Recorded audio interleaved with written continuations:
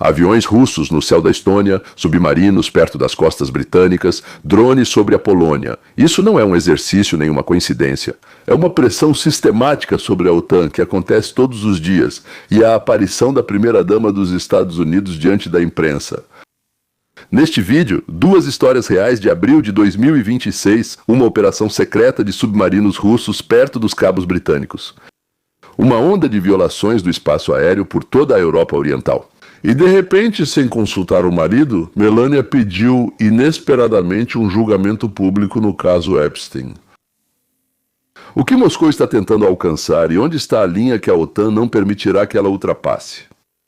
O que Melania está tentando alcançar e onde está a linha que Donald não permitirá que ela ultrapasse? Mas vamos começar com Putin. O que ele busca nas costas da Inglaterra e no espaço aéreo da Estônia. E o que mudará na política da Rússia quando isso for inconveniente para ele.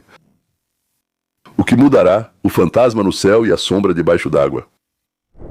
Abril de 2026, enquanto o mundo inteiro acompanha os acontecimentos no Oriente Médio, Irã, Israel, negociações, ameaças em outro lugar. Longe no norte está se desenrolando uma história sobre a qual quase não se fala. Sob as águas geladas do Atlântico Norte, submarinos russos se moviam. No céu da Estônia, Polônia e Romênia, aviões e drones russos, britânicos e noruegueses cruzavam rapidamente, enquanto militares da OTAN permaneciam alertas. Vigiavam, contavam, faziam relatórios.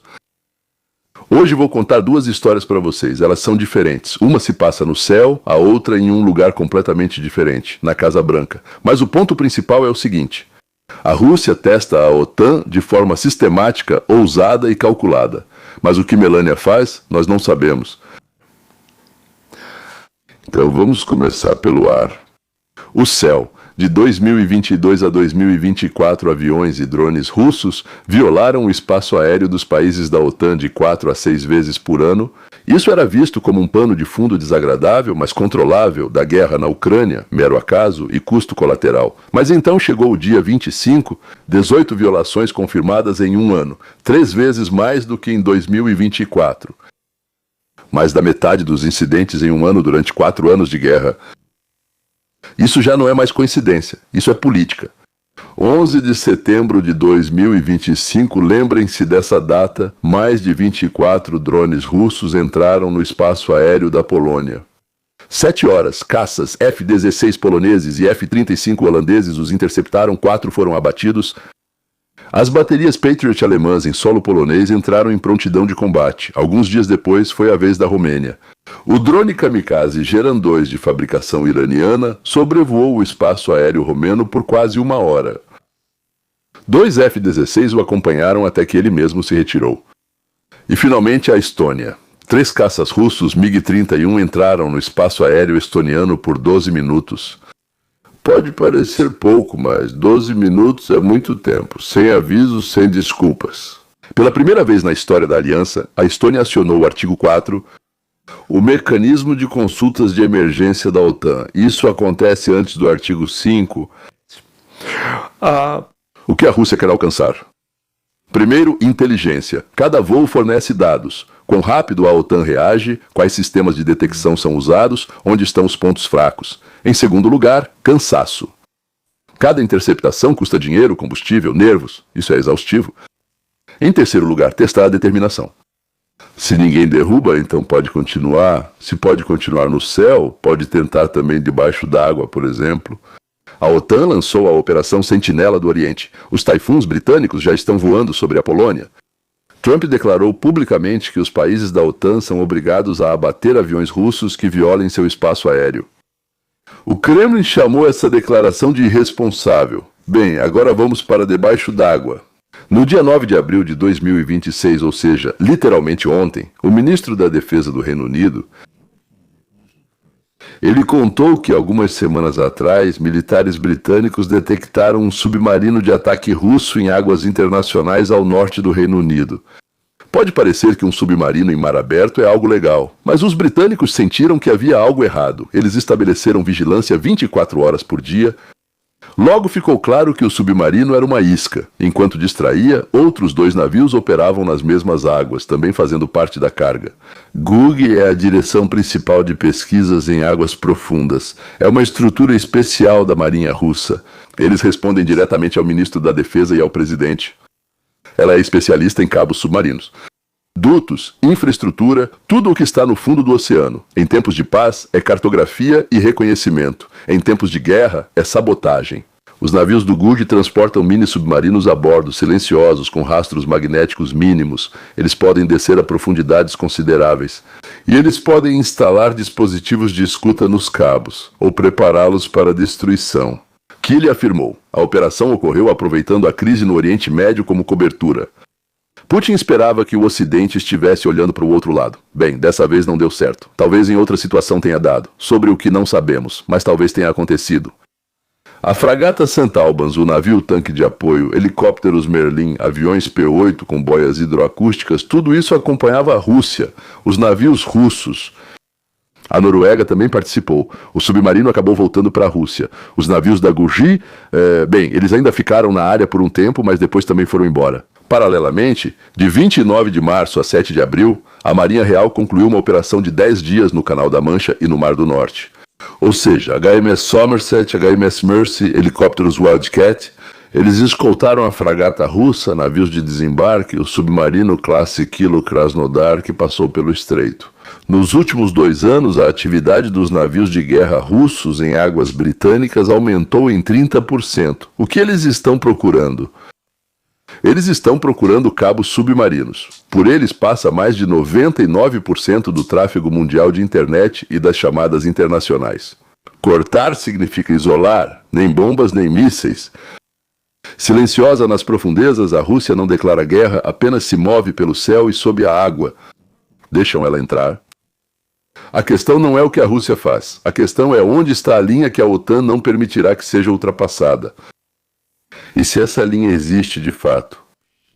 No papel, a parte europeia da OTAN parece impressionante. O Reino Unido e a França são os únicos membros da aliança fora dos Estados Unidos com armas nucleares. A França tem 4 submarinos com mísseis balísticos. A Grã-Bretanha tem 10 submarinos, dos quais 4 carregam ogivas nucleares. Os exércitos convencionais da Alemanha, França e Polônia são sérios. A Polônia expande seu exército mais rápido que qualquer país europeu. No papel, o poder militar da OTAN europeia é comparável ao da Rússia. No entanto, essa é uma impressão enganosa, senhoras e senhores. A atual posição de defesa da OTAN depende criticamente dos Estados Unidos em 4 áreas: inteligência e vigilância, transporte estratégico de tropas, comando e controle. E o mais importante é a dissuasão nuclear ampliada. Os Estados Unidos fornecem cerca de 70% do potencial militar da aliança em indicadores-chave: tecnologias avançadas, ativos estratégicos e forças de rápida implantação. A Grã-Bretanha gosta de chamar seu potencial nuclear de independente, mas, claro, ele absolutamente não é, dizem os especialistas. Os estados bálticos seguem muito difíceis de defender, principalmente sem apoio militar dos Estados Unidos. A Rússia pode agir lá, não para conquistar território, mas para testar a determinação da OTAN e provocar a dissolução da aliança. Na cúpula em Haia, em 2025, os aliados concordaram com 5% do PIB até 2035. Ou o burro morre, ou o imperador morre. E eles têm desses 3,5% para o núcleo da defesa. Isso é uma mudança séria. A Polônia já gasta mais de 4%, a Alemanha está aumentando drasticamente os gastos, mas antes eles pagavam 1%. A Rússia até agora conseguiu se conter de enviar tropas militares diretas. Mas a preocupação atual na aliança está justamente no fato de que a dissuasão está perdendo credibilidade à medida que os Estados Unidos se afastam da Europa. A ameaça de um conflito direto com os Estados Unidos sempre foi o principal fator de dissuasão para a União Soviética e depois para a Federação Russa. Dissuadir a Rússia de pequenas provocações na Zona Cinzenta, sim, os europeus e a OTAN são capazes. Dissuadir a Rússia de um ataque em grande escala aos países bálticos, aí já tenho grandes dúvidas. Vencer uma guerra convencional sem os Estados Unidos, provavelmente não. A probabilidade de uma vitória decisiva sobre um exército russo preparado, sem a participação dos americanos, é significativamente menor. Bom, e por que a Rússia faz essas provocações? Bom, é claro, digamos assim, entendemos que a Rússia está tentando investigar tudo o que puder e quer saber se a aliança é realmente unida ou se isso é só fachada.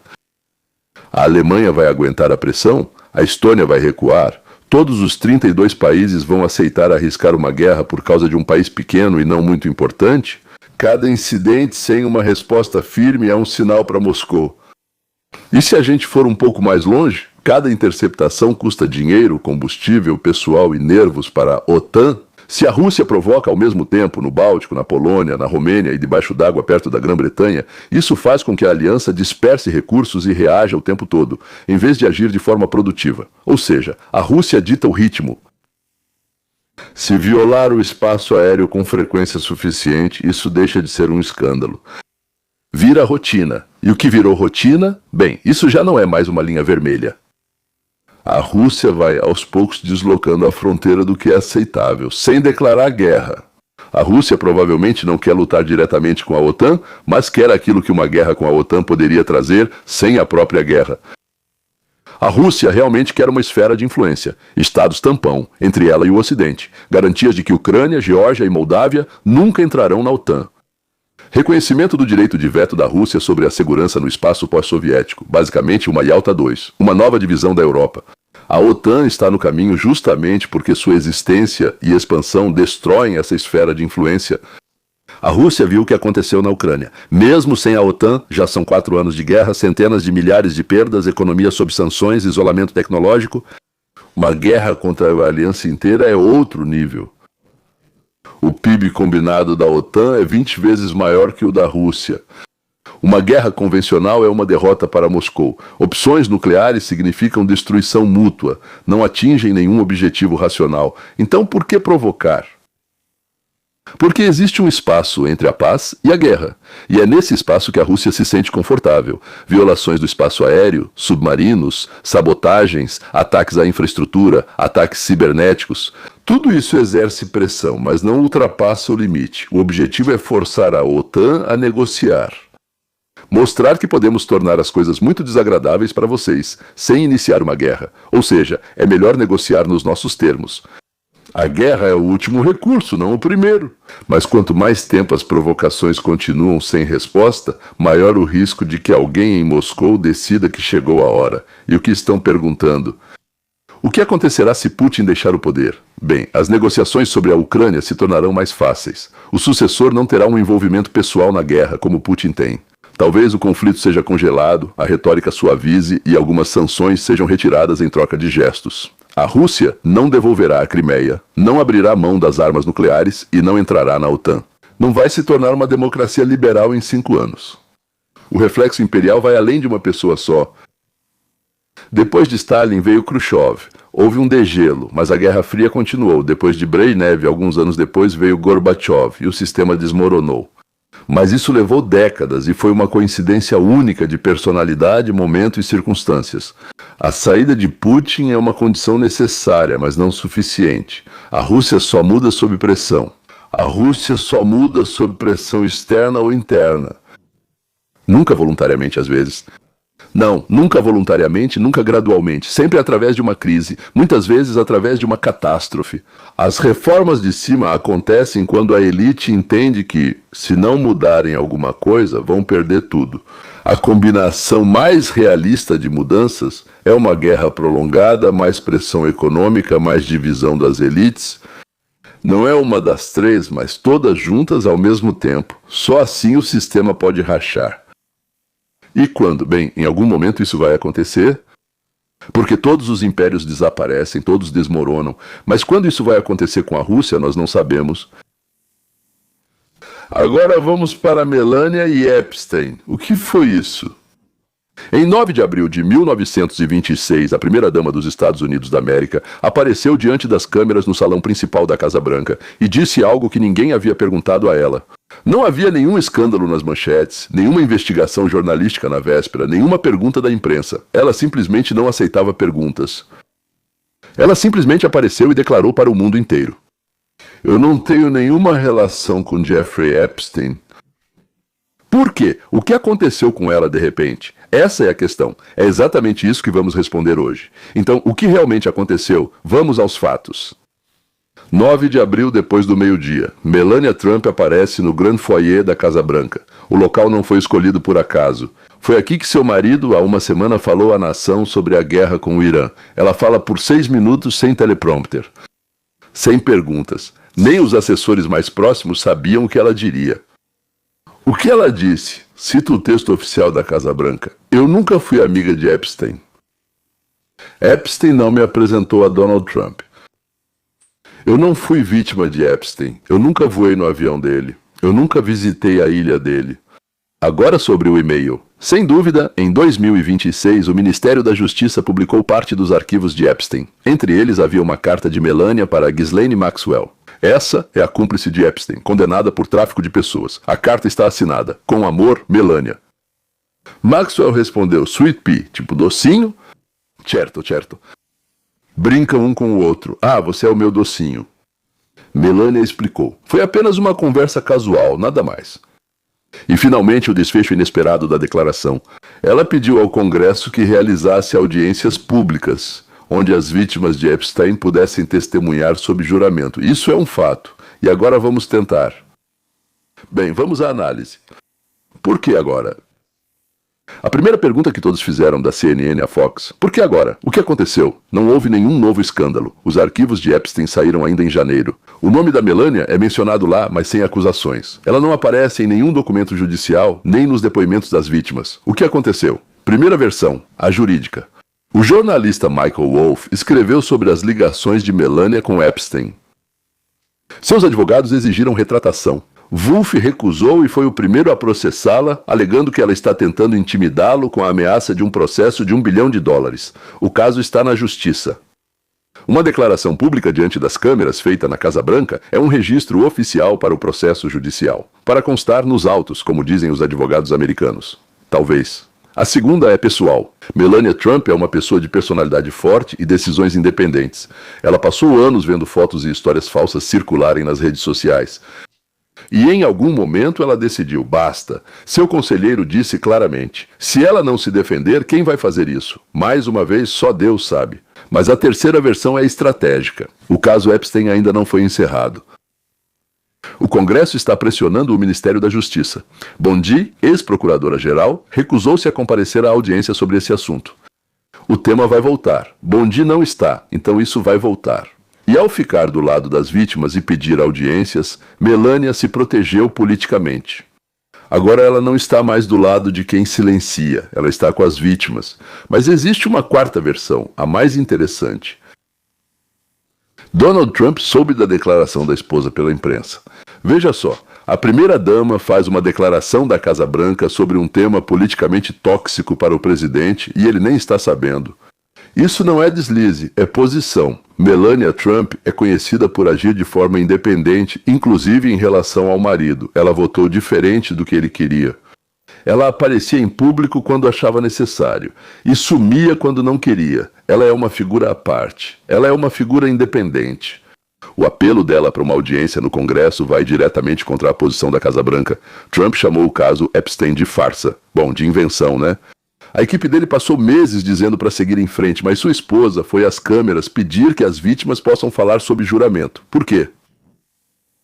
Talvez ela saiba de algo que logo vai vir à tona. Talvez ela queira desvincular seu nome da política nesse assunto. Talvez essa seja a suposição mais ousada. Ela está enviando um sinal para aqueles que não querem uma investigação de verdade. Não sabemos. Mas essa não é uma declaração aleatória de uma pessoa assustada. Isso é calculado. E agora? O que aconteceu como resultado dessa declaração? Primeiro, tema Epstein, que já esfriava, voltou às manchetes depois que a CNN tratou disso de forma direta.